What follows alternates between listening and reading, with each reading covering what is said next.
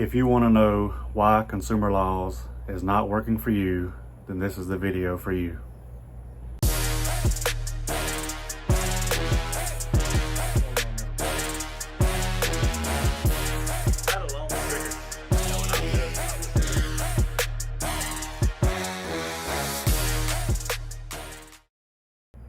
So when it comes to consumer law letters, everybody's doing the same thing.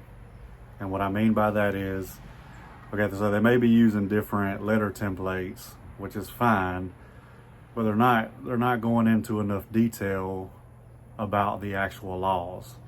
Meaning, for example, late payments, they'll just put 15 USC 1666B, and that's it. And I'll put a picture up here so y'all can see exactly what I'm talking about here. But the bureaus can ignore these letters because there's not enough information there.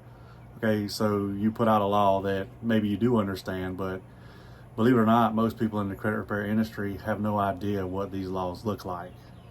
They just don't. And obviously they have VAs doing all the work for them, and that's fine too, as long as they're training them to do this the correct way. There's nothing wrong with using a virtual assistant as long as you're teaching them the correct way and the legal way to do this.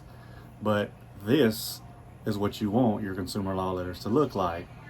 If you'll see, they're a lot more detailed, and it's not just the law there. It's giving either more about the law or more information about why we're putting that law in the letter.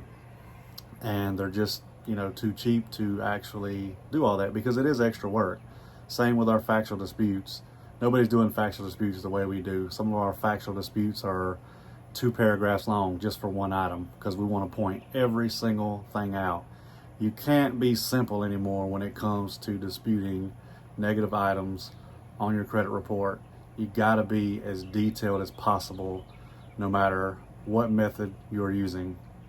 Metro 2 is extremely detailed. If you've ever used any of the Metro 2 softwares, then you know exactly what I'm talking about. But this video is about consumer laws. So when it comes to the consumer laws, you want to make sure that you're not just putting 15 U.S. Code 1681I or 15 U.S. Code 1681EB.